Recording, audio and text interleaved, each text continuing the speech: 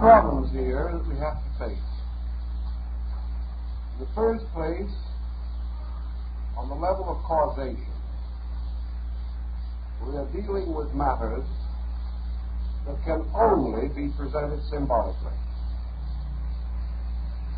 Actually, the purpose of most of your great cosmological systems is to create an internal picture, a mandala, a meditation image, which the individual must unfold according to the capacities of his consciousness at any given time. Therefore, we are not dealing with problems such as a map of the city of Los Angeles, where each step of the way can be examined and checked. We are dealing with great abstract conceptions. And these conceptions, in their turn, change in meaning as we grow. We think we have them solved, but our own unfoldment is forever challenging us to search more deeply into this basic mystery which underlies all things. So we are dealing with truth or principles in a mystery. And words fail, thoughts fail. But perhaps out of the effort to grasp, we release from ourselves something of the archetypal design. For the most part, these abstract subjects are profitable to us only in one way, that they increase our confidence or understanding about the kind of a universe in which we live. They help us to find more solid footings for faith upon laws and principles, which, partly understood, still blaze out in splendor, giving us an assurance that we live not in an accident, but in a great intention. Probably that is the largest lesson that we can immediately learn. For the details of this intention have been theological controversies since the dawn of time. Yet each individual gradually outgrows both the theology and the controversy. He finally comes to seek the experience of the great creative processes within himself. He is aided in this because he is a miniature of all things. In an orderly universe, creation occurs on numerous levels, and these levels, in a concatenation, that is, in a descent from higher to lower, these levels follow the same archetypal pattern. And if the trestle board can be sensed or grasped at least in part, it supplies a useful key to the innumerable particulars which may be of concern to us. There is an ancient belief or doctrine concerning septenary, which I think may be abstractly useful. Some of our most remote ancestors in the great philosophical schools declared that the whole of cosmos, the entire vast universal system of universes in which we exist, is built upon a vast mathematical formula. Whether we want to say that the formula came first, or the universe blazed this formula into existence, perhaps is a fine point. But one thing we do feel or believe that is sustained by the deepest knowledge that we have, namely, as Plato says, God geometrizes. The creating power, whatever we wish to designate it, manifesting its own nature according to its own will, moves inevitably in a patterned way, in an orderly way, in a way suitable to the gradual unfoldment of a system of emanations, all of them orderly, consistent, and proper. Also, according to this ancient belief, the differentiations of universal systems, of cosmic systems, and of solar systems, this differentiation was due to basic formulas contained within the great formula. Therefore, every creation, every solar system, and everything created within it is determined by a basic formula unique to each structure. Thus, the formula which manifests itself in our creation defines both the creator and the creation. And another creation, another system, may emanate from a different formula. This formula determines the pattern, determines the type of life, the growth, the motive, and the end. And this formula, in turn, is dependent upon an infinite pattern of formulas, which together form the master plan of all. In our subconscious human thinking, and in our racial experience, in our psychology, philosophy, and religion, we have always accepted the peculiar sacredness of the number 7.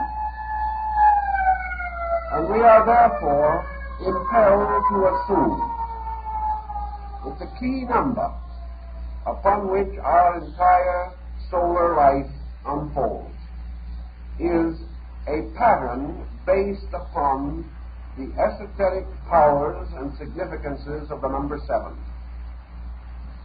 This is why septenaries of various kinds are eternally present, because from the basic archetypal trestle board, from the master plan, all things infinitely reproduce themselves in kind, so that everything within the creation bears witness to its master key. And this master key for us, for our creation, the ancients declared to be a septenary, an unfoldment of all things through the mystery of the number 7. Now, this mystery itself can intrigue us for an incredible period of time. I have seen magnificent calculations built upon it, vast patterns unfolded through it. But for our purpose, in the time that we have, we cannot attempt to trace all of this material. We will trace certain phases of it. But our principle rests upon the ancient conviction that the archetypal pattern of this solar system is septenary, and therefore that this septenary power is the geometrical energy of the creating principle as it relates to this creation and to all of the parts that manifest within this creation. Now, in a previous discussion, we attempted, from a Buddhistic standpoint, to define the nature of consciousness in relationship to what we term mind, or the illusional intellectual fixation. And we remember that Buddha considered sleep to be the most approximate symbol of consciousness, and that it is from this mysterious root, this unconditioned state, into which the sensory perceptions and the aggregates or hindrances of illusional activity all retire, that in this basic state of not being objectively aware is a type of consciousness which survives without action, survives without self-knowing, survives without imparting knowledge, and that this consciousness, furthermore, possesses within itself the power to awaken itself into objectivity from the mystery of sleep. Thus sleep carries within it certain rhythms, certain habits, natural and inevitable to itself. And the individual desiring to awake at a certain time the next morning will awake, although he is not conscious of the circumstances that caused him to awaken. The continuity of this purpose was carried through what we call unconsciousness, to be revived again when the need arose. This same principle corresponds to certain very early Asian teachings.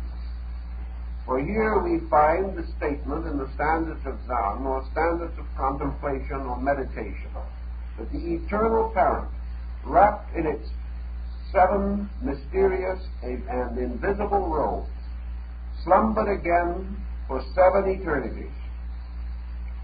And we also learn that time was not, for it lay asleep in the infinite bosom of duration.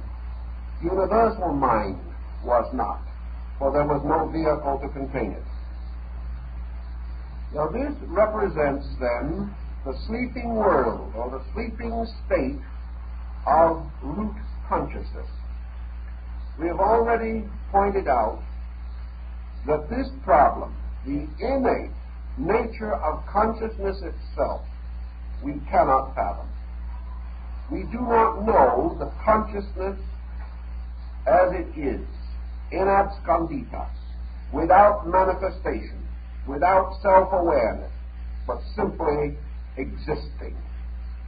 Yet in the ancient systems, all things that were fashioned, all things that were emanated, all things that were created, emerged from the inscrutable mystery of the eternal state of consciousness, which we liken to sleep. Therefore, that in the pralayas, or the great nights of the gods, things sleep, and in the dawn of new cycles of manifestation, things awaken. Waken as we do, out of the mystery of an eternal law which preceded sleep. For all creation as we know it is recreation. All manifestation as we know it is an emergence from non-manifestation, which in turn was preceded by manifestation. And as the universe is itself a vast unfolding thing, sweeping like a huge population through space, we are also confronted with the mystery of life around us as we see it. Living things are forever being born and forever dying, but life is forever going on. Humanity is composed of an infinite number of perishable beings, that is, as far as their external natures are concerned. Yet humanity has a strangely imperishable quality about it, for it goes on through a constant process of recreation. All human beings coming into birth in the daily existence we know are not born at the same time. Some are born while others are old. Some are born as others die. Some are born nearly at the same time. But there is forever a borning and forever a dying. And yet the vast body of life goes on. Such is the mystery as it emanates from space. There are worlds coming out of space. There are worlds existing in space. There are worlds disappearing in space. But space itself, an eternal principle, is never empty of creations, never without something emerging or something departing, something coming forth or something retiring.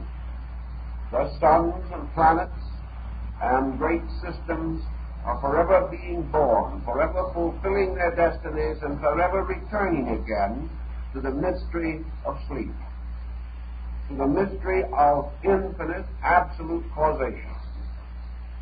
And this timeless, dimensionless, ageless thing which can never die because it knows neither birth nor death, but within which is an infinite capacity of borning and dying, of forever awaking, so that it appears as though every germ which floats in this mystery can be touched by the fire of creativity and burst into a world, and that having passed its proper span, it fades back into the mystery from which it came. And in the back of the great meditation image, then, of your creative processes is this vast concept of an eternal potential, forever producing potencies, an eternal principle, forever flowing into manifestations that are temporal or non-eternal. But the one foreverness in the whole pattern being this forever of livingness, which comes into manifestation forever. Now, some systems have assumed that at the very root and source of the totality is an infinite form of this vast,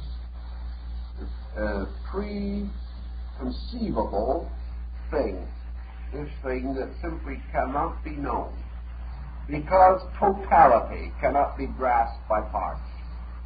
The totality knows its parts, but they do not know it. So the universe is infinite capacity, always being filled with infinite potential, and going on and on and on. So the first power of the ancient Godhead was this resident, simple fact of consciousness itself, which may have a pre-existence in its nature, a consciousness represented as consisting of two states, one a state of eternal sleep, and the other a state of non-eternal awaking, so that consciousness never fully awakes.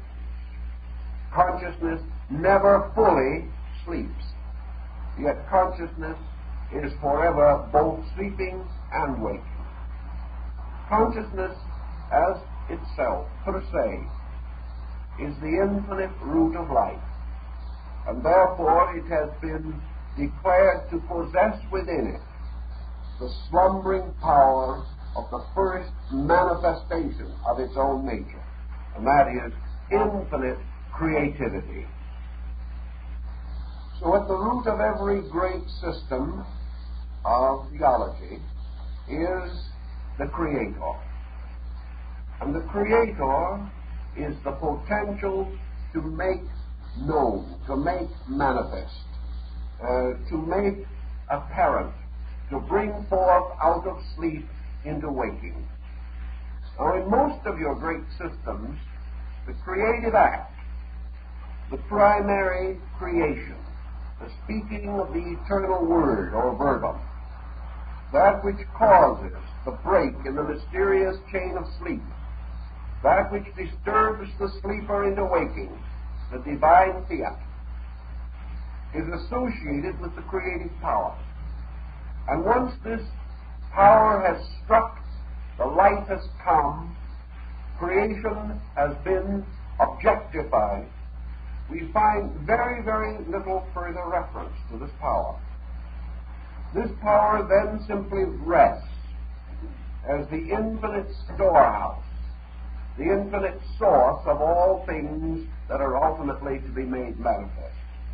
Therefore, in most theologies, you find very little actual definition, very little explanation, very little even veneration for this principle in itself.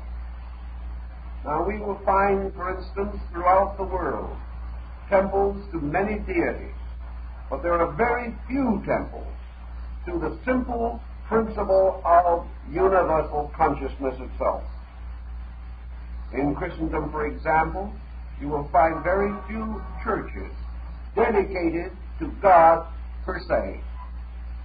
You will find deity worship through attributes, but symbols of absolute deity.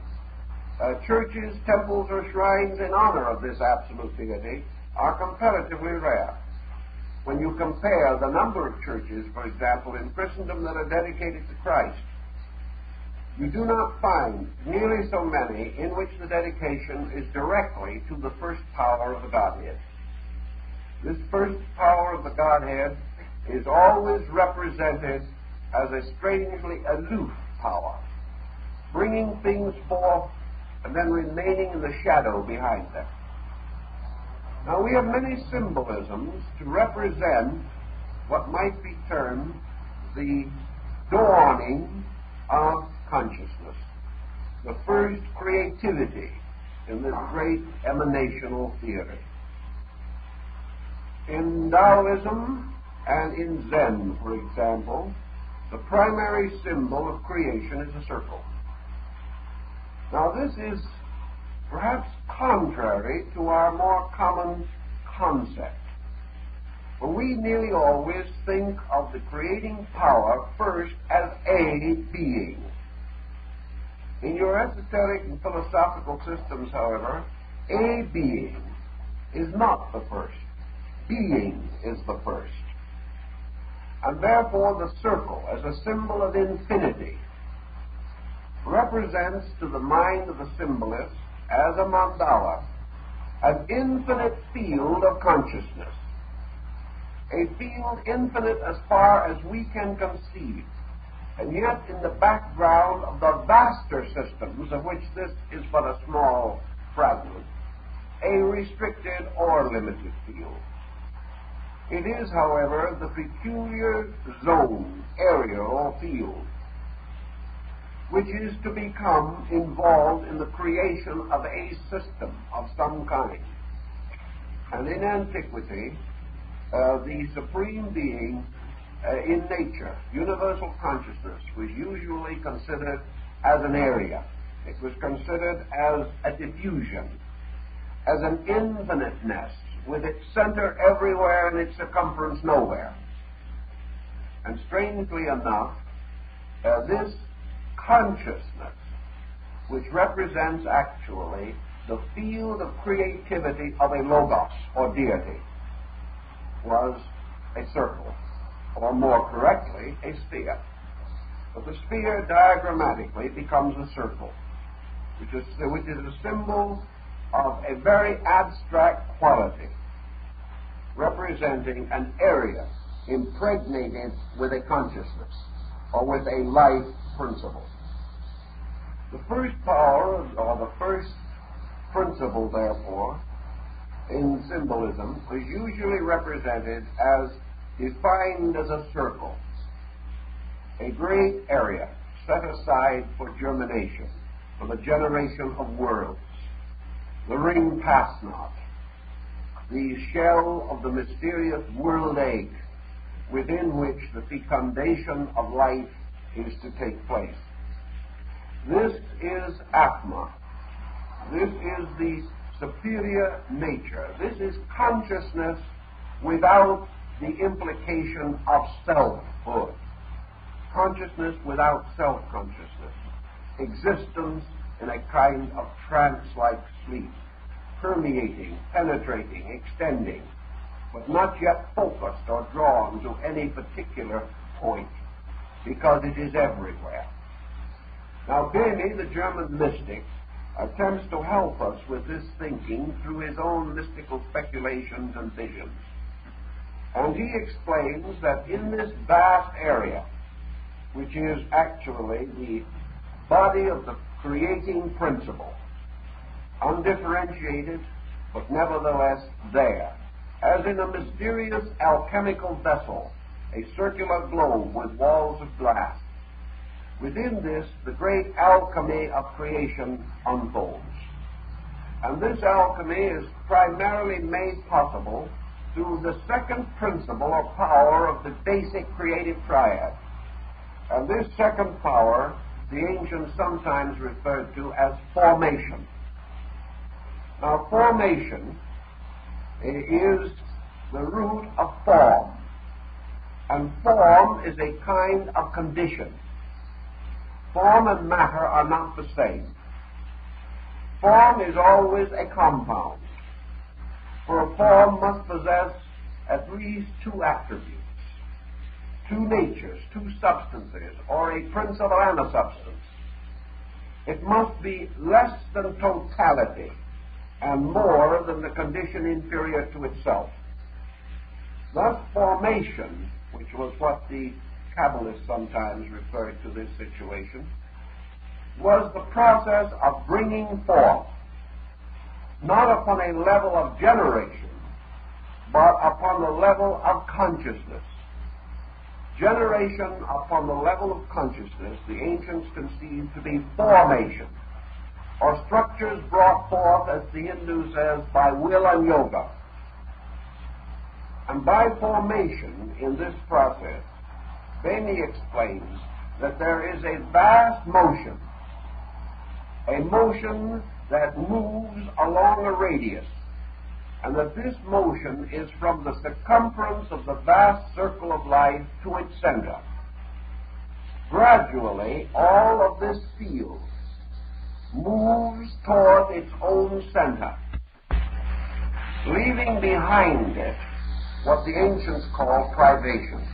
And Bainey refers to, when he says, bis and abyss, the abyss being that which is left. And the gradual bringing together or moving together of the spiritual energies of an area results in these energies moving toward a center, leaving behind them an area privated of their own natures. And this privated area becomes the basis of what we call matter. Now, matter is not the absence of life, but the life deprived of certain attributes, the creative attributes which have been drawn to the center. Matter is just as much alive as anything else in space, but certain consciousness intelligence factors have been drawn toward the center along these radial lines from the circumference. And when they unite in the center to form the dot in the circle, we then have the gradual emergence of the third logos, or the third power of the creating principle. And this third power was called by the ancients the universal thought. Now, how shall we fix this thought perhaps a little more adequately in our mind? Consciousness is superior to thought. Therefore, thought can come into existence in consciousness. Now, less than consciousness, but more than thought, is something else, for which we need a word.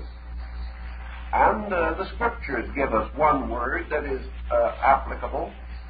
It is something that is a little more than thought, but less than consciousness. And one word that has been suggested for it is understanding. Understanding being a power which can transcend thought. It is good to think, but it is better to understand. But it is still better to be fully conscious. These things represent degrees. Now, in your great group of creative principles, we have then this triad of the Platonists, the one, or the eternal, the beautiful, the understanding, and the good, which is the divine thought. We also have, therefore, creation moving through an understanding from within itself towards the integration of primary thought. Now, thought is an interesting point, because in your esoteric doctrine, thought is not a product of mind. Mind is a product of thought. Mind it follows thought. It does not precede it. The eternal thinker brings into existence an infinite diversity of minds, which become the channels of the eternal thought. But the mind does not come first. The thought comes first. The thought is universal. The mind is finite. The thought represents the series of archetypal ideas that are resident within the divine nature itself. Thus we have creation moving through formation into the establishment of the focal point of generation. Thought, therefore, becoming a symbol of generating power. Formation becoming a symbol of the processes of universal understanding. Creation being the manifestation of the infinite life itself according to its own inevitable nature. Thus we have a triad now which constitutes the three basic principles of existence. This triad returns to us in every line of thought, every religion, every philosophy. But it represents three essential natures, a symbol of the primary colors of life. And we find references to these in medieval philosophy, in the treatises and essays on the colors of good and evil, the colors of light and darkness. And, of course, the color symbolism, which was very important throughout religion and is still very important in the vesture of the clergy and things of that nature. The triad, then, consists of a gradual retiring of all things from their vast circumferential area towards the ultimate establishment of a point of unity. All moving toward the state of oneness. Oneness emerging from allness. Oneness becoming an imperishable island in the midst of allness. We find this in the Kojiki in Japan, where the gods caused the abyss to release this imperishable mudland by dipping their spears into the infinite and bringing them up with this ilas or slime on the point. And this formed an island on the surface of the sea of the infinite. So here was the sea of the infinite in the Japanese basic Shinto religion as creativity itself. The gods representing the formators, the great units of understanding, and the island brought up upon the point of their spears the universal thought upon which all things were to be erected. The universal thought is therefore, we will say, the least of the three great principles. Yet into it has been gradually drawn or focused these potentials.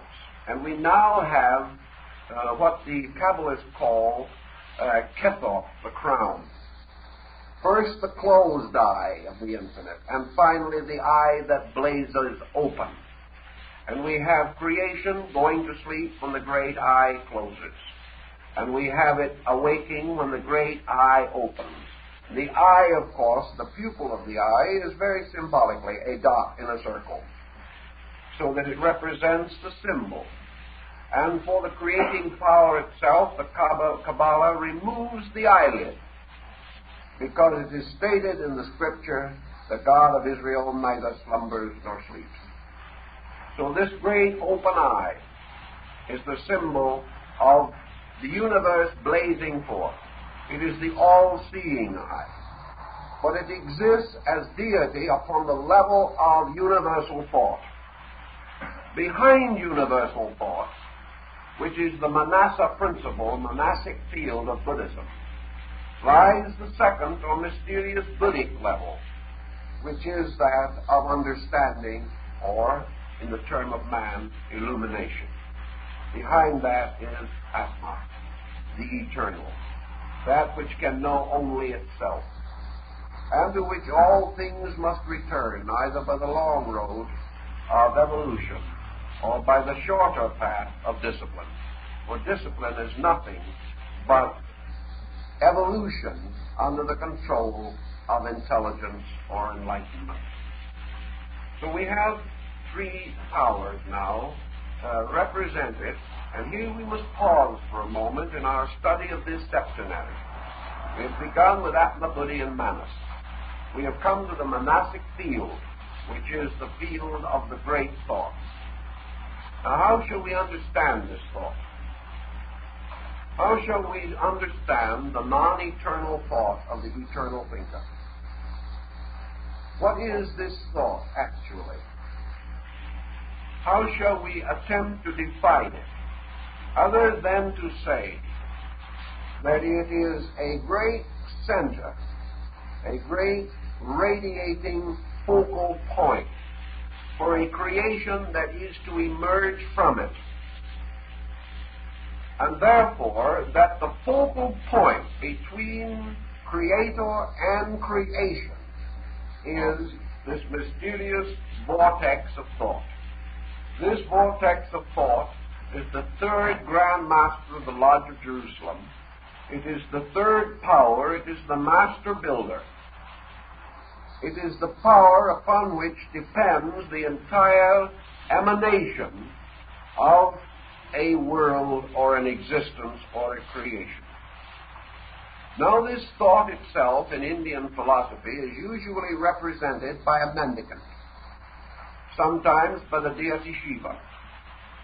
Usually, however, it is represented by a being in manifestation, but also in meditation, performing either the Vedantic or yogic mystery. For we come now to what might become the basis of either Hindu or Chinese mentalism, and which probably underlies most of the mentalistic sects that have arisen among Western people. Namely, that creation in manifestation is entirely a mystery of the release of thought. That this world as we know it, a manifestation, is built upon the mysterious cross thunderbolt of thought. This is a mental creation. It is a creation lying in the divine mind. And therefore, the ancients conceived it as an internalization. That actually the creating power in a kind of yogic suspension, internal, visualized an existence, vitalized it and sustained it within its own consciousness. And your universe is a thought in the divine mind. It is a thought, however, which precedes mind as we know it, existing in the divine nature rather than in the human mind, as we are inclined to use the term. Again, our terms are difficult, unfortunate, and must sometimes be used in a contradictory manner because we have no other terms to use. Context alone can help us to keep the pattern straight. From then, let us see where we are with our concept of the basic nature of the creation process. We now have the great field, the Umgrund of Buddha, of Beni. We have in the midst of it the blazing center of the divine thought. All this is invisible, totally beyond our conception of things, for the sun and moon and stars as we know them have not entered upon the horizon of our conception. These things rest not in matter alone, but in superior worlds. And the visible sun, as Paracelsus tells us, is actually the third sun, and there are two invisible ones behind it. This also would carry the concept of the Godhead. The great or first sun being the spiritual, the second the Christ or illuminate sun, and the third the universal thought. For we think very often of the thought as something shining, the light of thought, the luminosity of the intellectual enlightenment that comes from the dawn of wisdom or reason within living things. The ancients in their astronomy also gave us an interesting point to remember, that the true sun is not in the center of the solar system, but the solar system is within the body of the true sun, which extends beyond the orbits of all its planets, forming a vast field of conscious life energy. And that is truly that this great sun is the one in which we live and move and have our being. And in the magnetic field of the human being, this corresponds to the auric egg, or the circumference of the electromagnetic field of the body. For in man, the consciousness is not in the body, but the body is in the consciousness. And the consciousness itself recapitulates this process, focalizing to produce thought, but actually extending throughout the entire field. And therefore, perhaps paralleling the idea of Plato, namely that souls, live beings, falling into generation, come from the circumference of this great system and not from the center, and that suns and planets falling into generation fall from the Milky Way, or the great embryonic field of stars, which the ancients regarded as a vast organism in space. But our purpose is merely to summarize this situation and to say that finally the great triad of invisibles, of causes, of principles, of divine attributes, this triad finally becomes manifested, not visible, but manifested through the first tangible thing with which we are capable of struggling in an effort to understand, and that is universal thought. Universal thought is also something not imprisoned. The ancients said that the universal thought was azonic, as its name implied that it was universal. Therefore, that all thought is a diminishing from this universal polarization. Thought is a unit. Thought is a oneness, extending again throughout the entire nature of existence. There is only one thought, although there may be an infinite diversity of thinkers. One thought sustains all mentality, all mental processes, and this thought itself is the luminous mind capacity of deity. It is the archetypal thinking, the thought, or the Hermes of the Hermetic axioms. For it is said that Thoth wrote all books, one thought, producing all thinkers who in turn attempt to solve the mystery of ignorance and establish wisdom. So in the midst of a great field deprived by the energies which have been drawn to form this great focal point, blazes the invisible intellectual sun, the sun of thought. And now what happens? We have come into a situation that somewhat resembles an hourglass. We have brought the great creativity downward to a focal point in universal thought. From this focal point, it expands downwardly in quality, not in direction, but in quality, qualitative descent. And what it does then is to begin to flow into the field that was left privated by the reduction of energies, as these were drawn to the center to form this great focal central luminosity. Therefore, thought begins to move inevitably into the privated area, moving inevitably over the area that was previously occupied by consciousness. But it moves upon a lower level than consciousness. It moves downward into objectivity as we know it. Now, there are many degrees of this and many processes of it, but for our simple purpose, let us assume, for example, that creation or creative power was moved downward as through a funnel until it reached the bottom of the funnel, which was the focal point of thought. And then passing out of the funnel begins to diverge again to form the lower half of the hourglass, in which it begins to flow into the field left deprived. But this field is now receiving an influx on a lower level than that from which it was originally deprived. So gradually the thought begins to fashion matter. It permeates matter. and becomes the basis of something that is to follow. And thought, permeating matter, sets up a twofold motion. This twofold motion consists of the descent of the thought principle itself, and as a result of the impregnation of matter by the universal thought energy, a gradual evolutionary process in matter. Matter begins to grow upward by the Gnostic doctrine of emanation. Matter begins to ascend to meet the descent of the light principles. And gradually, out of this ascent of matter and the descent of energy, we find the rise of creatures.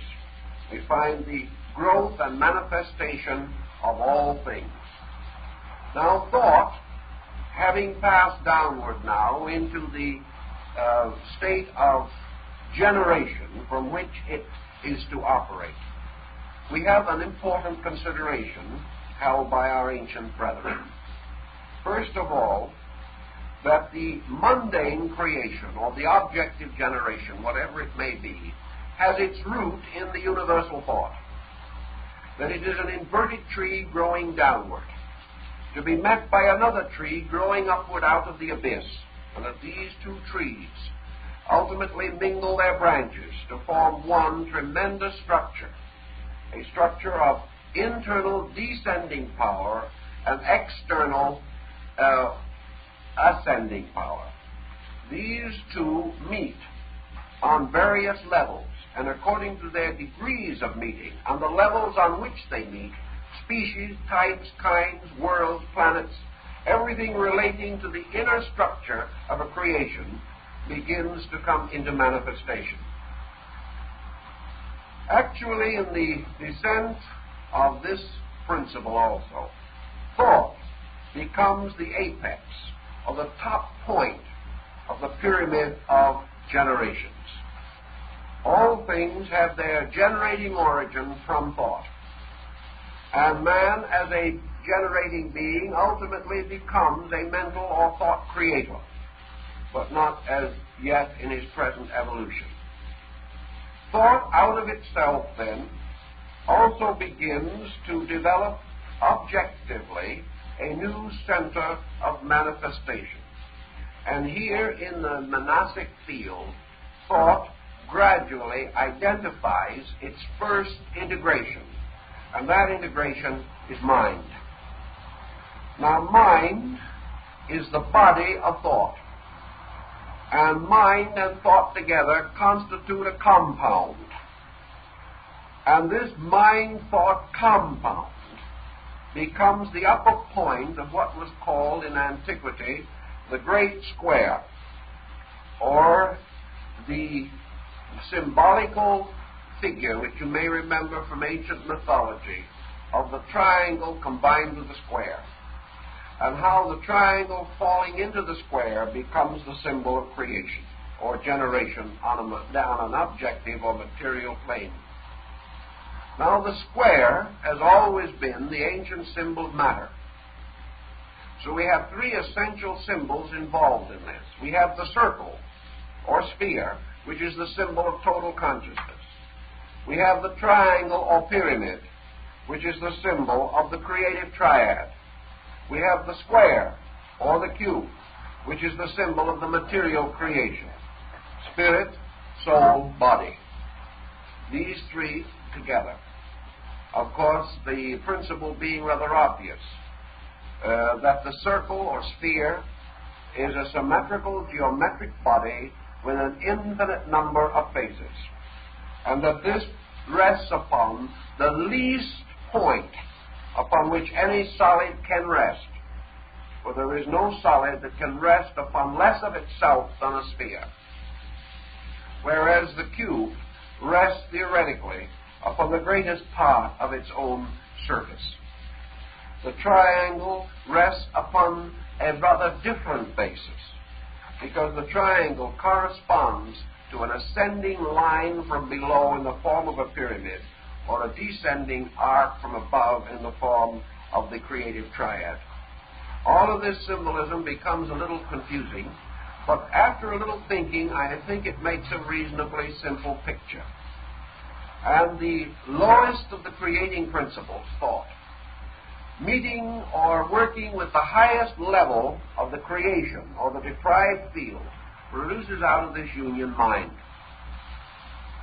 Now mind becomes then man's highest body and becomes the instrument most closely connected with universal thought. And through the mind and its evolution and development, the universal thought flows into objectivity, flows also into all the spheres of creation which are below mind. You will remember in the study of color that your three primary colors give rise to your four secondaries. Now, the peculiar situation of all four secondaries is that they are all of them composed of two or more primaries. Therefore, all of these things are forms, because form is a compound. Form, therefore, becoming into manifestation, is always a certain degree of thought plus a certain degree of matter. In man, the thought power transcends matter more than it does in the animal. And in the animal, the compound contains more thought than in the plant. The plant more than in the mineral. But all these compounds of the thought and matter represent forms. Therefore, the square is called the universe of forms, because within it formal natures are forever being manifested. The square, therefore, contains the outworking of the three principles in their manifestation as four capacities. For the principles of the triad are forever flowing into the capacity of the cube, square, or the lower formal structure. Now, in the case of man, these four represent the body principles. In the case of the universe, they represent the magnetic fields, which become the foundation of the differentiation of energies. Thought, therefore, actually becomes the basis of the four bodies. And each one of these bodies is some kind of a condition of thought.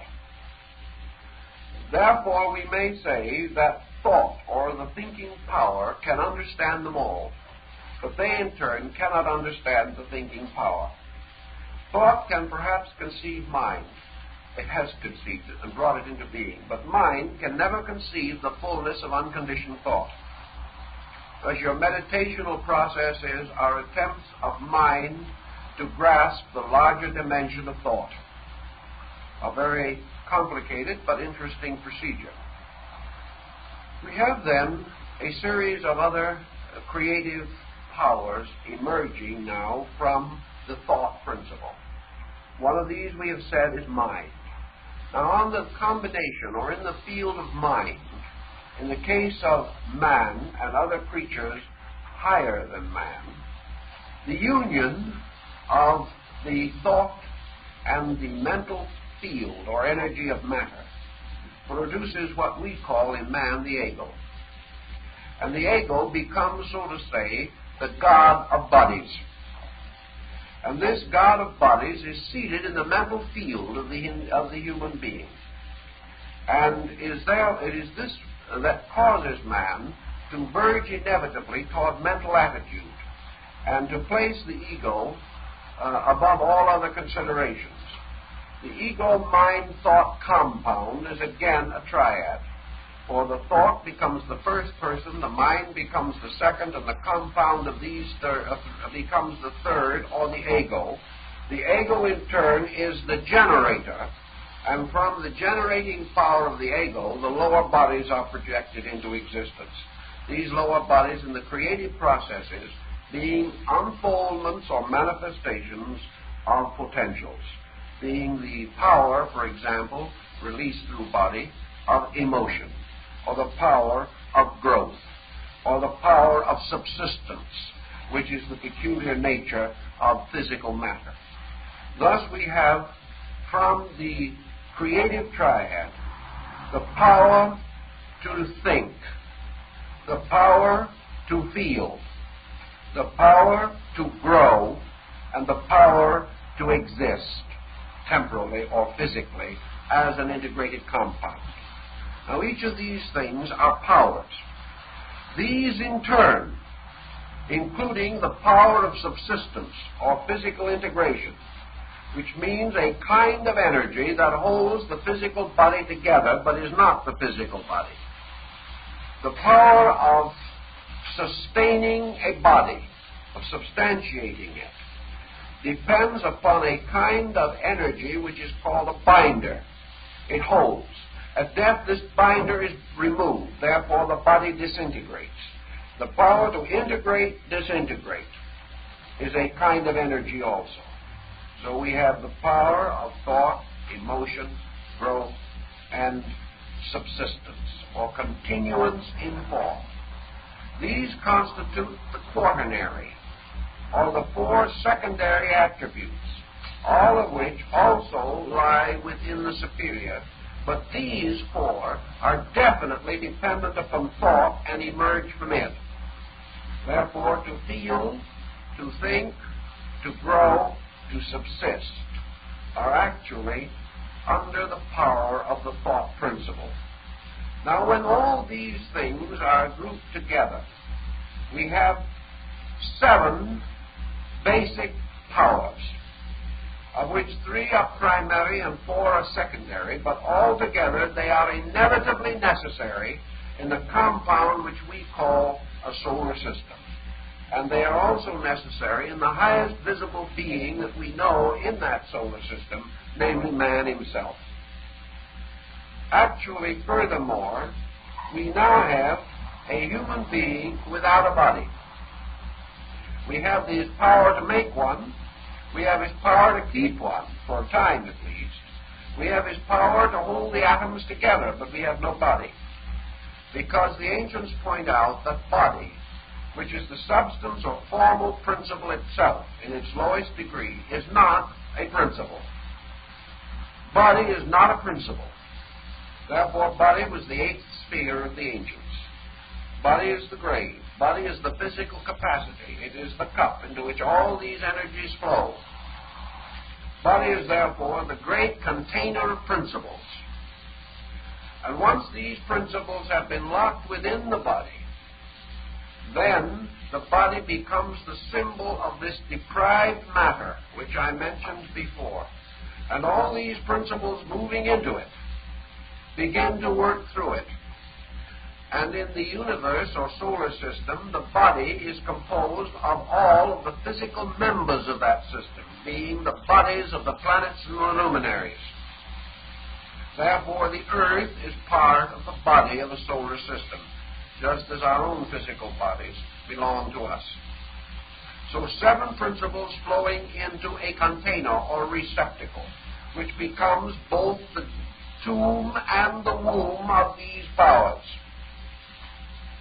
It becomes the tomb because in it these powers die, but the womb because from it these powers are reborn in the great evolutionary processes of nature. Thus we have the descent of these 7 creative principles which are ultimately locked in matter. And being locked in matter, they then begin the process of breaking through matter, which they do by a very gradual evolutionary process in reversal of the order of their descent. The Egyptian philosophers had a very interesting concept of that, because they said that part of the septenary came into every part of the formal principle, and that the highest principle was reflected in the lowest aspect or attribute of matter. Therefore, the ancient Egyptians said that consciousness per se, in its physical existence in man, for example, exists in the skeleton. Matter forms itself into organization. Subsistence is beginning. And wherever we find this, we also find the presence of geometrical law at work. primary rudimentary forms from the radiolaria to the snowflake are all immediate geometric symbols. And this principle of subsistence, therefore, strangely reflects the great principle of universal consciousness, which is archetypal. Subsistence is continuance, and that which is eternity in spirit is continuance in matter, subsistence. Matter is, and matter in some condition always is. Forms break up to return to matter, but matter absorbing all forms remains itself. Consciousness eternally is. All emanations of consciousness have a conditioned existence and finally return to it again. Consciousness, therefore, not only gives birth to the great invisible energies of life, but also must contain within itself the principle of form. All bodies return ultimately to consciousness. On the mystery of causation, on the material, physical level, all bodies coming from matter return to matter again. So, daemon est deus inversus. The superior and the inferior are reflections of each other. Matter claims all forms to itself. Consciousness claims all life to itself. Therefore, matter and consciousness have this peculiar inverted ratio to each other. Both are the polarizations of the same symbolism. Matter then becomes negative consciousness, and consciousness becomes a kind of positive matter.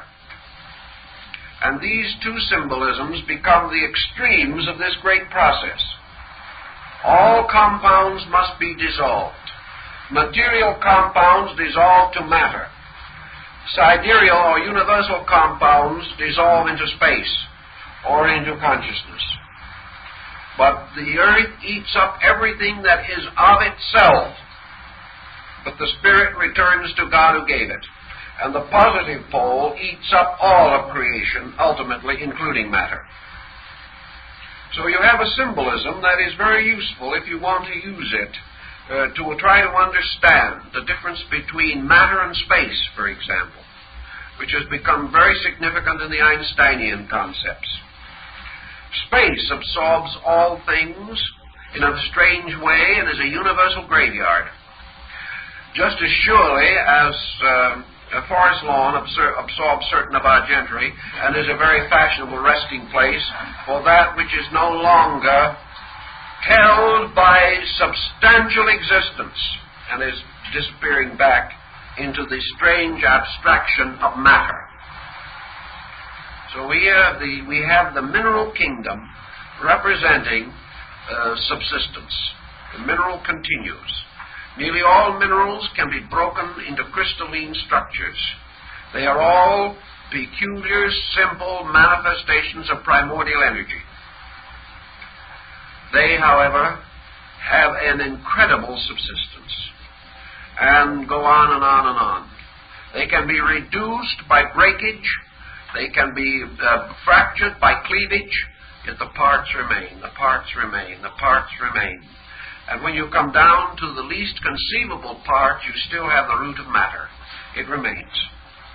These things may pass from visibility by fragmentation, but that which is material retires into a matter state, which, however, has a metaphysical aspect, because behind matter is another kind of energy. There's no end to these ramifications, but for our purpose, that's as far as we can go. Now, the next point is that the power of growth, or vitality, which contains within it also the power of color, we find gradually emerging through the plant kingdom, in which universal vitality breaks through the mineral existence, creating for itself first certain bridges, which we call lichens and things of that nature, and moving upward from the soft stones that hardened and the hard stones that softened, and finally producing a capacity for growth, a capacity for release. And we find coming out of the physical the vital, in the form, of course, of the earth, where coming out of the earth itself is the infinite flora with which it is universally covered. Now, in man, this vitality has certain physical symbolism, as, for example, hair, but it also has an invisible symbolism in the term of vitality, the power to escape into action, the power to escape into generation. And the great power that is given by vitality is this power of generation, which is represented by the seed pod, or represented by the power of these things, not only to subsist, but to reproduce their kind. This is done on the level of vital energy. Some of these vital forms have great endurance, as are Sequoia gigantea, that may live for 6,000–7,000 years. Others have a comparatively brief span of existence, but in each instance, vitality is breaking through matter, raising the form from the mineral to a vegetable state. Now, when emotion comes, this form is pressed on to the establishment of new function, and emotion manifests primarily in the animal world as motion. Emotion gives the power of the creature to move, and motion in turn is inspired by only one quality, emotion, inasmuch as motion rooted in fear, rooted in the desperate effort to survive, to escape, to break away from things which might otherwise destroy. Dr. Biscayne made experiments a long time ago to prove that carrots and other vegetables have the rudimentary principle of emotion. And although this can only be measured by scientific method, the carrot tries to escape when something attempts to root it from the ground, or break it, or destroy it, or eat it. This form of life is beginning to experience the concept of survival, and through certain links between kingdoms, such as the sensitive plant, in which the leaves of the plant actually attempt to escape the person who touches them and do move away, we find the gradual development of motion, and with it also emotion, and the gradual release through the creature of the emotional potentials that we recognize. Now we also then find the motion from the emotional level to the next release of one of the creative principles, and this is the power of mind. We find the establishment of Manas, or man, the thinker. We find him ascending through certain linked kingdoms, perhaps the anthropoidal group. We find him moving gradually toward the individual control of his own destiny by the power of mind. And when man completes his mental evolution, the quadrature, or the great hollow square, which was formed in the creating process, will be complete as far as he is concerned. The four secondary powers of the Godhead will then be incarnate. And what have they produced? They have gradually built a vehicle in which all of the lower vehicles still exist. Man, as a living creature, is not a mind that has discarded a body, but a mind which has gradually come to control the mineral, plant, animal, and lower human attributes of itself. Now remember that man can only have emotion, or only have vitality, or only have survival, or continuity, a subsistence, because these things exist also in space. He cannot have an emotion unless there is an emotion apart from him. He does not invent emotion. He does not create emotion. He creates integrations of vehicles by means of which these qualities from the universe can move into him. And whatever constitutes the highest integration which he is capable of receiving signifies the level upon which he functions. The animal has the emotional level sufficiently strong to receive and distribute emotional energy, but not yet strong enough mental organism to distribute mental energy. So the fact that man is developing these instruments and can see the four kingdoms around him, and including himself, indicates that these four kingdoms represent personifications or embodiments of powers which are existent in the solar system, and must therefore also in some form be existent in every superior organism beyond the solar system, out into space itself. For nothing can manifest in any part of creation that is not an essential part of the ultimate creating principle itself. It must exist there. Therefore, that a mind exists in man means that a universal mind has to exist. That a universal mind exists means that a cosmic mind has to exist. And the cosmic mind implies that the great insular groups of cosmic systems must also have a mind, and that this mind retires infinitely on the level of mind to total mind. And every creature that possesses a mind is revealing or manifesting the attributes of the universal mentation factor, which is therefore a divine attribute. Now, man, having created these bodies, also becomes involved in a series of situations, according to the ancient concept of the Septenary. For man ascends like an ascending pyramid to an apex, and this apex becomes his mental nature. And at the point of mind, we have the bridge or the link between the universe of effects or of manifestations and the universe of causes. So man can ascend, according to the ancient concept, until he attains the state of mental existence. He can be a mind-ruling creature. And in his physical organism, the whole thing is repeated again, because in this case he creates on the lower level another chain of these instruments, and the mind begins to function through the brain center. For man has not only participation in the thought of the universe, he has participation in the divine mind, and he functions as a mental being through a brain. And this complete stream of vehicles moves unbroken from its root to its ultimate manifestation. In the same way as the brain becomes the instrument of mind, so we know that the liver becomes the instrument of emotion.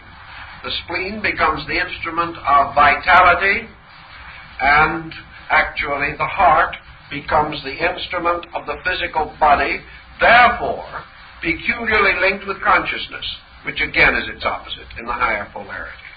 So that as a man thinketh in his heart, so is he. So these various chains of vehicles form a study that can be continued almost indefinitely, but there is a tremendous pattern moving through them. But here we still have a situation. Man attains the development of mind, and by means of this, he becomes more and more proximate to the level of the creative triad. Now, however, he is reaching the apex of the lower half of his hourglass again. He is now ascending through a series of instruments in which he is creating a capacity for the manifestation of the divine attributes. He has a compound personality now, and from this compound personality, regulated by the ego, seated in the mental field, he becomes a human being. Yet evolution for man does not stop at this point, because man now passes from the secondary or compound manifestations of the divine principles to the higher triad. And this higher triad continues to require the development of other vehicles of manifestation. In a mysterious way, this triad has, in its negative poles, flowed into all of the body principles to make them exist and bring them up. Now, however, man has reached a point in which he can bridge, forming an atascaratus between the higher and lower structure. So we have the human being beginning to move upward onto a higher level of function. And we have man at this point in evolution, which is our particular place in the divine plan of things, it would seem, struggling with the combination of disentangling his various instruments from the tyranny and despotism of egoism. He has brought himself up to the point in which, as a mind-integrated being, he can make himself master of objectivity. As the ego itself, the ego turns downward and becomes the master of bodies. But the ego cannot go above its own level. Therefore, man is now standing, more or less, at the point of equilibrium between a world of effects and a world of causes. He knows intuitively that he possesses within himself the capacity to go further. He knows also, if he studies these subjects in the spirit of the ancient teachings, that he has to go forward, and that he must continue to grow, because actually he is on his way not merely to self-existence, but to the unfoldment of the great Septenary. And at this point of his development, he is very close to this mysterious line which divides the creative triad from the creation quadrad or quaternary. So he's struggling now with this mysterious problem of the interval between ego, mind, and thought. Now, ego actually is a product of mind. Buddha points this out very clearly to us. Namely, that there is a kind of mind that is not egoic. That the ego is a self-created concept, depending for its existence upon the attributes of the five senses, or sensory instruments. Consequently, that this is an artificial entity, and that mind lies behind it. Therefore, we have a great many philosophies in the world in which the individual tries in one way or another to discover what he calls divine mind. He tries to experience mind without self. And we find this in our meditational systems. The individual attempting to achieve through the renunciation of the focal point of selfhood. So we have the very concept of renunciation. For the individual, regardless of what he renounces in terms of worldly goods, no human being has anything important to renounce except his own ego, which is the cause of most of his troubles anyway. It isn't the poor worldly goods or chattel that he accumulates really has done himself or anyone else any harm. It's his own miserable misuse of these things through the tyranny of his ego. I want, I don't want. These things become the basis of egoism. So in your mystics, whether it's Christianity or non-Christian, you find the concept of unworldliness, the breaking away, the giving up of worldly goods, the distribution of wealth among the poor, the retiral to the hermitage in the desert, the sacrifice of worldly honors. We find these laws of unworldliness going as far as your monastic orders, with their complete detachment from all things worldly, their laws of celibacy and continence and all these things. And this old concept that we've had from the beginning, that if it made us happy, it was bad for us, give it up. All of this is a struggle with the concept of the individual trying to break away from the peculiar hindrance which he recognizes in his own self-determination, his determinism to do as he pleases, and the recognition that in some way that this is not what is supposed to be. That all of this leads not finally to the path of glory, but only to the grave.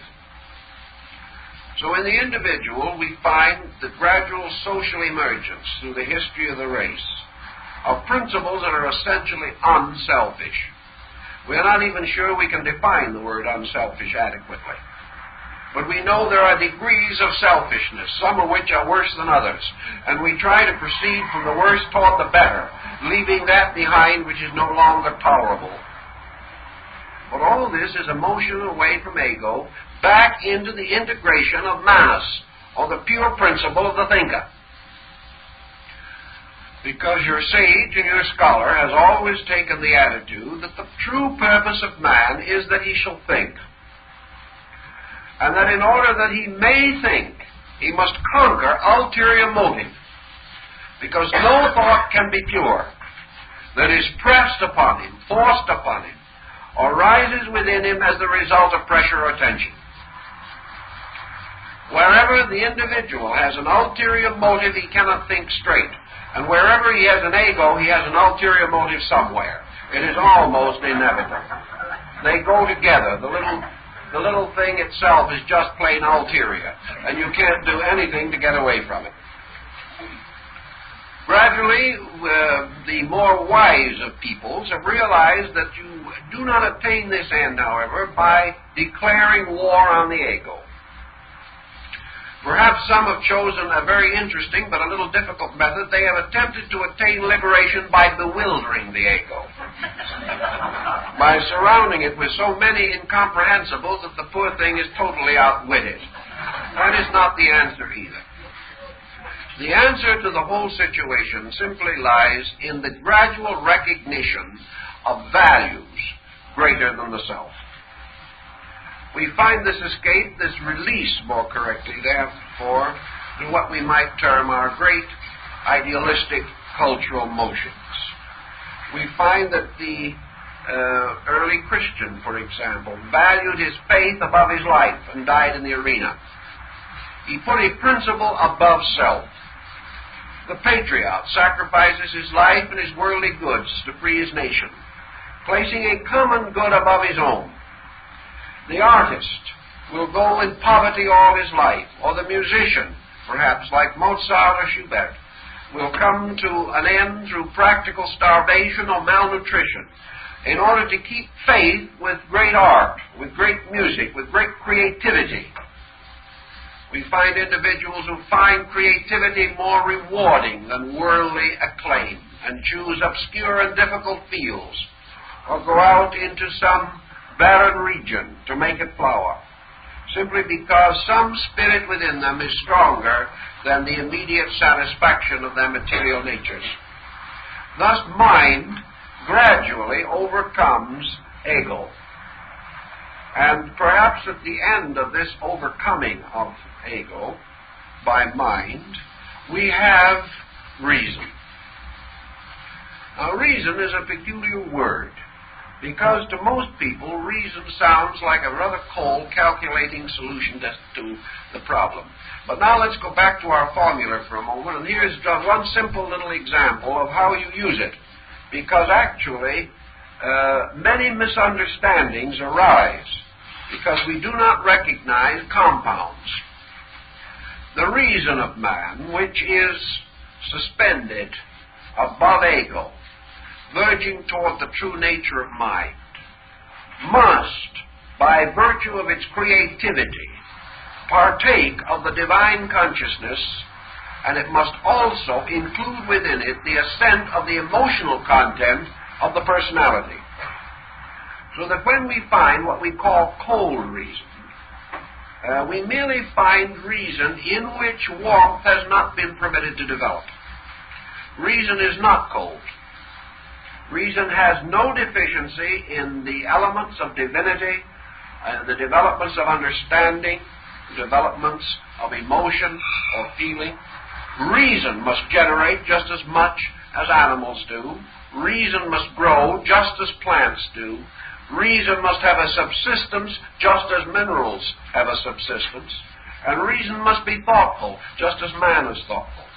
But it must be also creative, formative, and generative, just as the creative triad is. Because all of these are locked within all the others.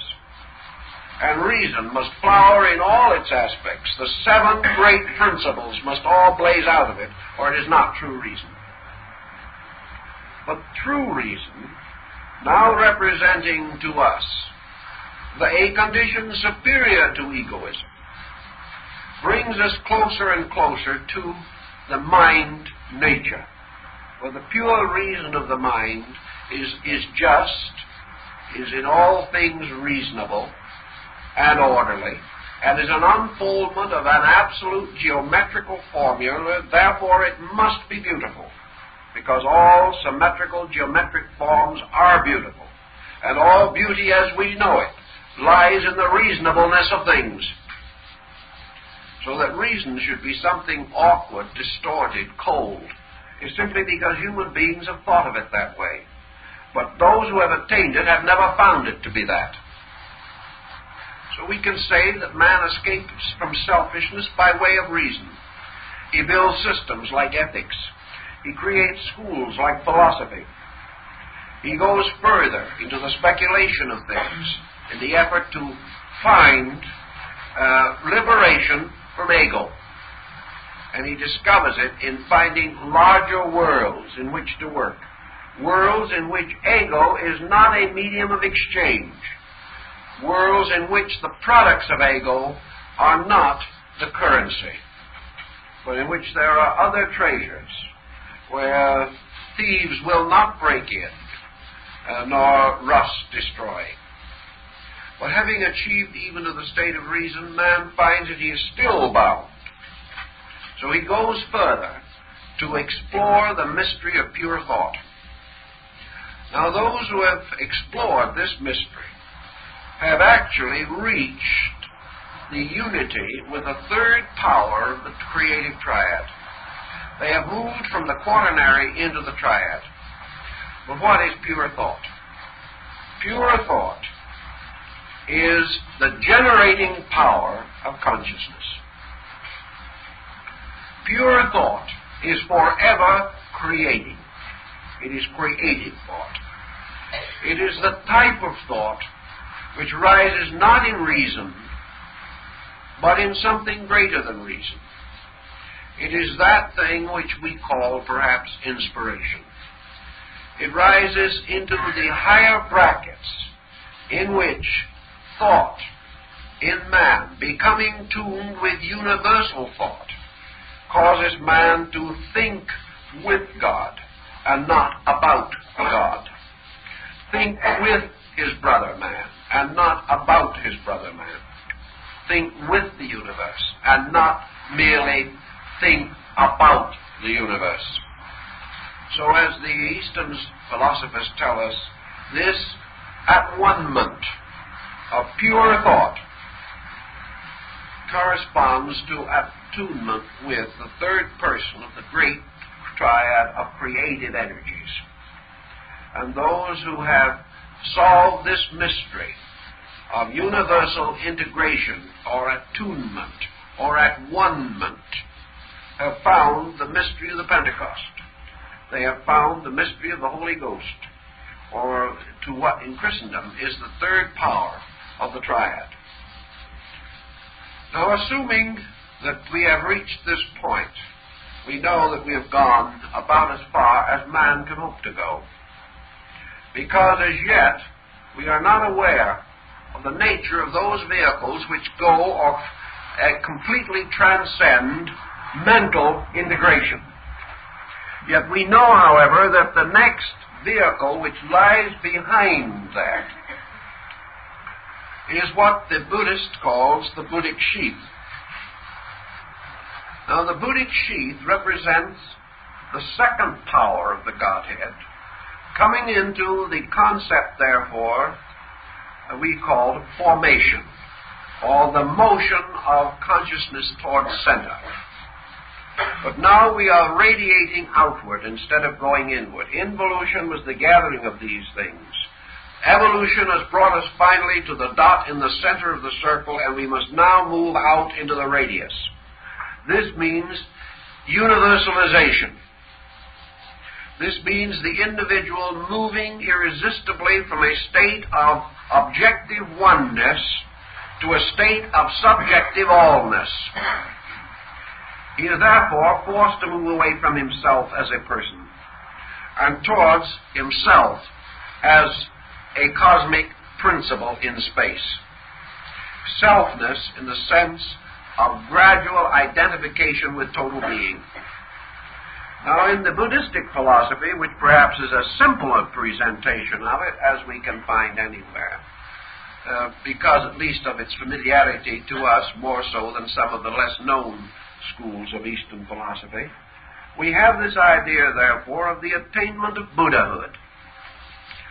We have this process of man gradually passing out of the cycle of rebirth, because egoism or mental individualism is at the root of rebirth. We find the individual, however, also passing into a state of what they would have termed, and did term, illumination. Now, this illumination is the person moving into a state of internal awareness, which becomes more and more surviving and consistent, and brings greater and greater sense of internal power.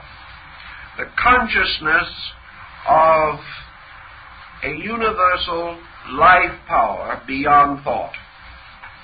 This would be equivalent, of course, to Buddhahood, and the field of this, the great energy space field, covered by the second power of the Logos, or the second Logos, is, of course, the Messianic field.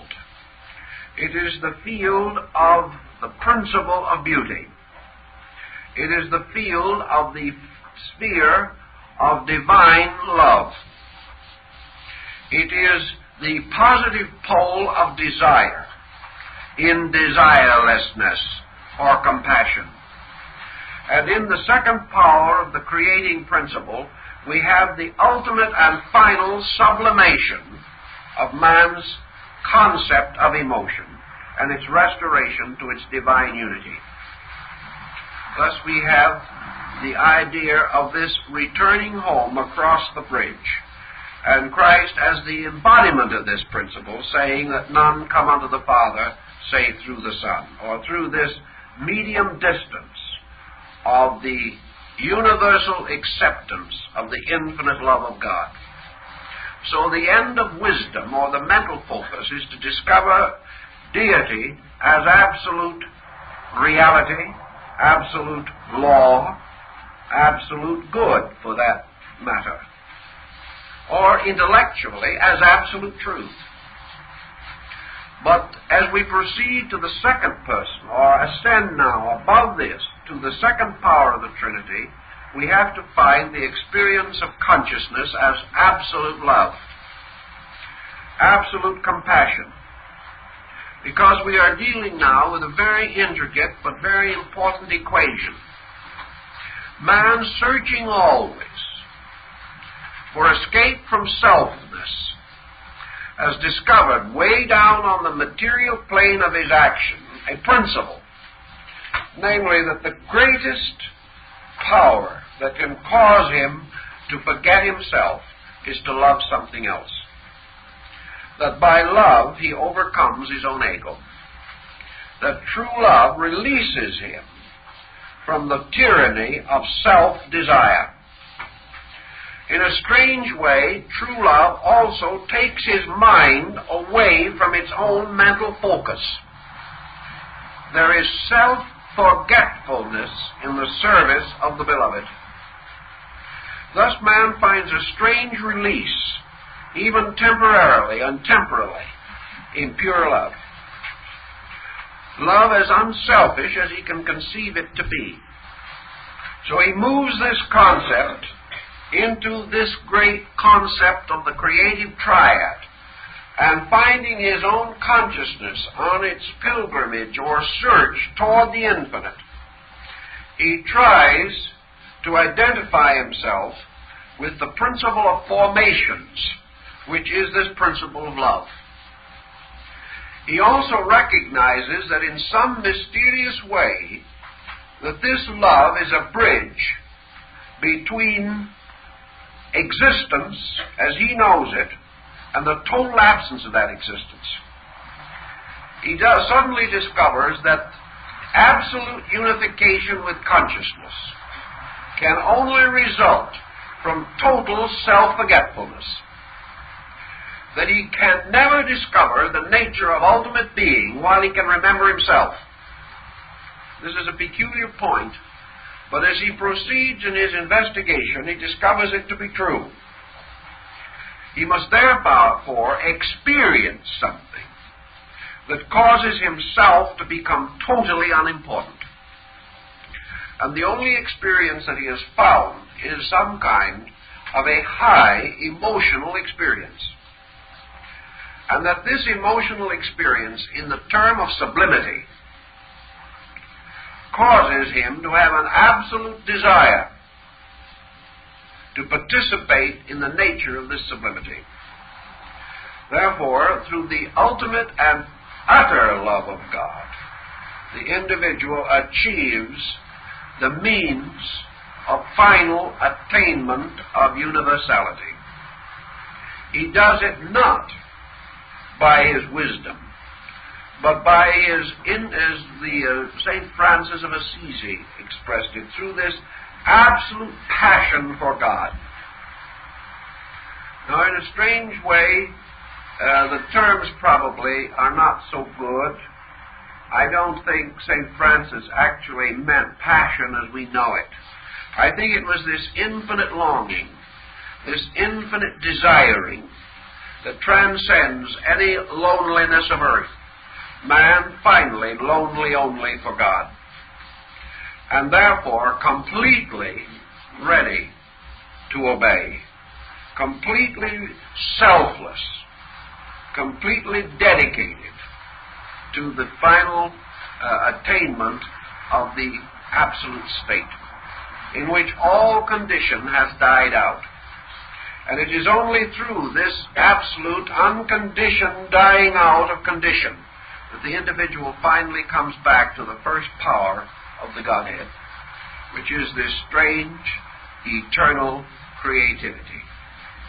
He experiences also that this eternal creativity, this thing which he recognizes as the paternity of God, God the infinite Father-Mother of all that lives, God the infinite parent, infinitely loving its creation throughout infinity. Man, to reach God, must some way reach this, and must even perhaps pass through it into the great silence from which it comes. But he cannot attain this deity consciousness without passing through this infinite love of deity for creation, and the discovery that law, truth, wisdom, and love are all one thing.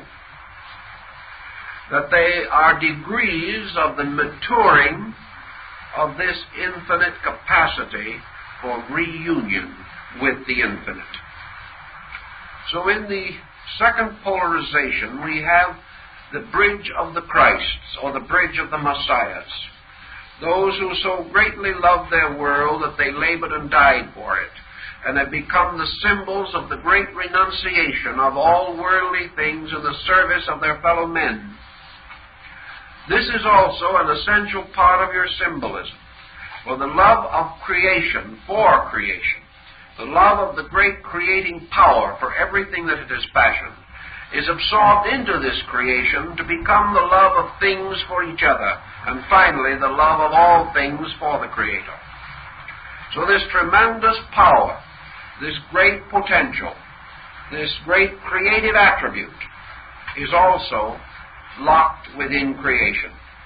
And the release of this attribute to its highest degree is the release of the second power of the triad. That which follows this, the final union of the separated being with the great quietude, the great sleep, which is unconditioned consciousness itself, transcends description. No one has ever been able to express it except symbolically, of the individual as a person in absolute faith and in absolute love, like the small child going to sleep in God. What that sleep is, not knowing, but with a perfect faith that beyond the sleeping in the appointing of things is the waking, which must always follow.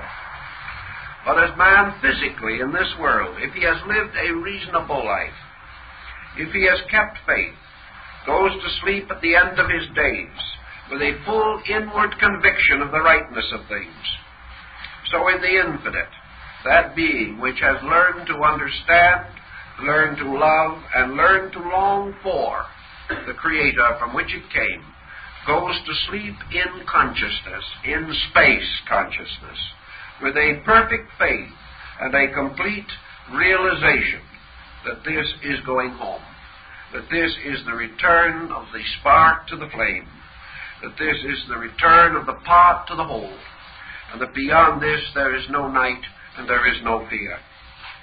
Thus out of the principle of messianic faith or love comes also this infinite acceptance. For just as deity must blaze forth in the fullness of all things, so man in searching for deity must arise to the realization of the fulfillment of all things, that everything is there. Everything is in its natural and proper place. So the individual spark, having been restored to its parent flame, sleeps again for 7 eternities. And what lies beyond that sleep, man does not dare to speculate, because he can think as he will, fabricate what he wants to, but he cannot know, because he cannot experience beyond his attainment. He can only realize that somewhere in the mystery of things, all these values and facts exist. So that actually man descends or ascends like Jacob and his ladder upon a staircase of 7 levels. He ascends and descends upon a mysterious ladder which consists of the 7 powers of God.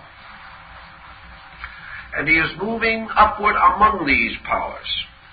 And he has descended from among them. And he brought them all down into the sleep of material birth with him.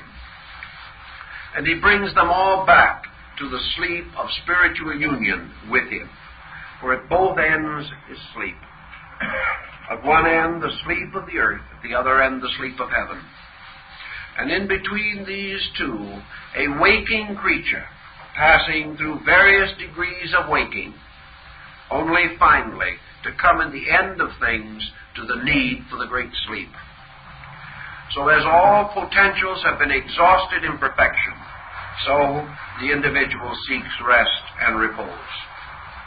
In the study, then, of these creative attributes and powers, we can begin to see why they should be variously symbolized. Now, in your Kabbalistic system, we have a great triad consisting of Ein Sof, and Ein Sofer. Ein, the boundless. Ein Sof, the boundless life. Ein Sofer, the boundless light. Eternity, eternal life, eternal light. These are the powers.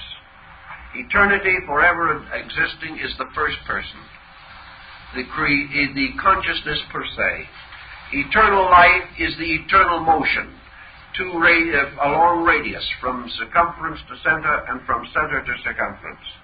And Ein Sofer, boundless light, is the bursting forth of mind, by means of which all the mystery is illuminated, up so far as mind can go.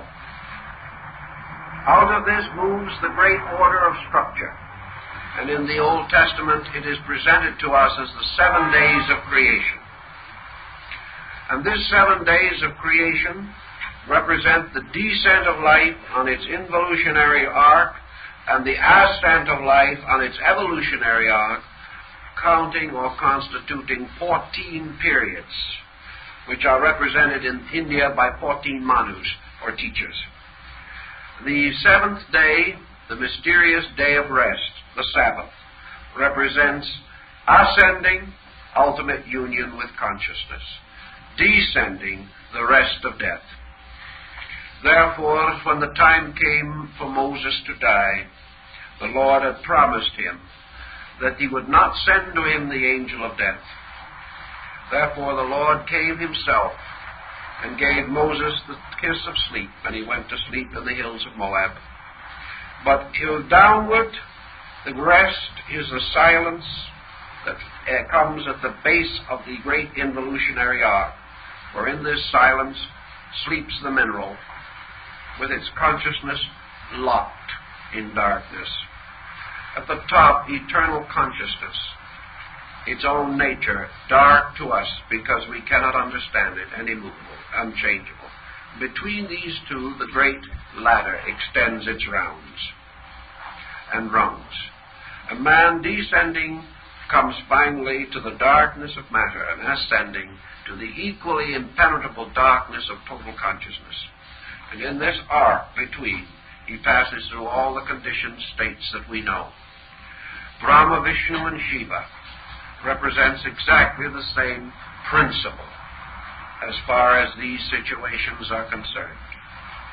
And in all the systems we have the Father, Son, and Holy Spirit, or their equivalents, always signifying the three spheres, and out of the third sphere emanating the great quaternary, or the hollow square of the world.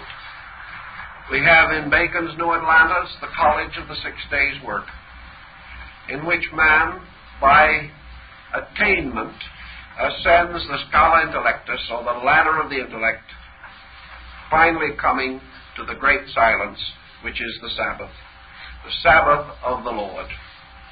We also have it in the Rosicrucians in the Silentum Post Clamoris, or the silence that ends all things, and in Bami likewise.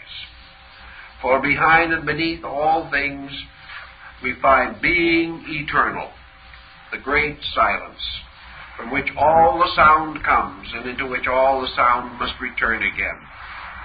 So we have the sound and the fury as far as objectivity is concerned. But this strange life of ours is rounded with a sleep. And not only the sleep below, but the sleep above. And all of it takes place within the great circle of consciousness, which is to man total sleep. And within sleep, these wakings come. These dreams exist. And in this sleep, what dreams may come. And we'd always have to think of ourselves, perhaps, as dreamers slowly awakening.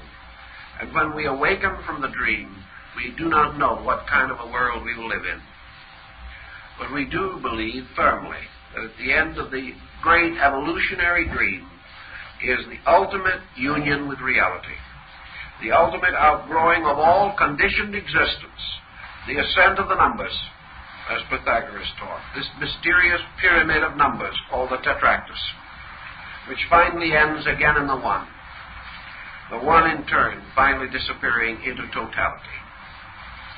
So man is now fighting to escape the concept of one as the first and regain his understanding of one as the all. To do this, he must transcend the one in himself and attain to the all, which is the only one. This is also your Sankara philosophy in India. It is the principle behind this great philosophical system. So man grows up and down through the 7 creating principles, or the 7 powers of God. And in various ways, these powers have been embodied, personified. Attributes have been given to them. But in every religion, your idol is only a picture of an ideal. And there are very few truly idolatrous people.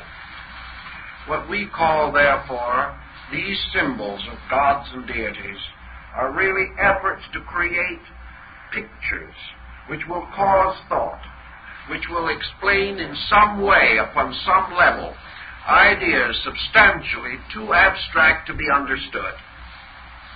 When we begin to recognize this, we will realize that the 7 great gods of the ancients, like the 7 wonders of the world, are all symbols of the 7 powers of the Godhead. And that within these powers we live and move and have our being at all times. And that every condition through which we pass is a conditioned state of these powers that beyond these powers there is not anything else. There is not even vacuum. For what we call vacuum is merely the totality of these powers in an undifferentiated state. And that we are moving in a strange way from unknowing to self-knowing, to universal knowing, to unknowing. And at the end, we pass back into a state which we can neither define nor estimate. But in the great theater of existence in which we pass, everything we work with, the chair, the table, the book, the person, the invention, the music, the most simple device, the soap, the wood, the paper, all these things have no existence and no substance apart from various compounds of cosmic energies. Just as surely as we can reduce every physical substance to its electrons and ions, just as surely as we know that the new hat we bought for Easter is actually an energy, a condition in energy, which incidentally, psychologically, was very energizing to us at that moment also. And all these things are energy. But more than this, these things are forms. They are forms of some kind. And every form that exists is a combination in various levels of action or relationship of the 7 creative powers of God. Therefore, there is no such a thing as a profane world, and there never can be. There is no difference between things sacred and things not sacred, except in human acceptance or rejection. Everything is equally divine, whether it be the mysterious deity we worship in space or the little dog we pat on the head. These things are all God unfolding. And therefore, we have a deep and wonderful responsibility to life. And it is our privilege, as best we can and as rapidly as our own beings permit, to become increasingly aware of this truth. And by becoming aware of it, break the mysterious, magical spell of the ego, which binds us to the concept that there is ourselves and something else, when there really is not something else. An ancient Chinese teacher was brought before a vast group of people and began a speech. And he opened his remarks by saying, "And you, my dear friend." In other words, he spoke to 10,000 people, but he referred to them as one friend, trying to point out the union. He was not speaking to many people, but to one person. He probably could have gone further and included himself among them. But perhaps it was a difficulty in language. But his concept was that he was not speaking to many, but to one in many appearances. In the universe, we have not many things. We have one thing, manifesting primarily through 7 powers, and proceeding or emanating from this to infinite diversity. But regardless of all that diversity, the great framework stands. There is one which becomes 7. There are 7 which become 1. And even this becoming belongs to thought only, because the 1 and the 7 were always identical. And the 7, attempting to become 1, have always been 1, so that the attainment is the discovery of the fact, and not the establishment of a new or different condition. If we can carry those thoughts in mind, we probably will have enough to think about for this coming week. Now, we have 2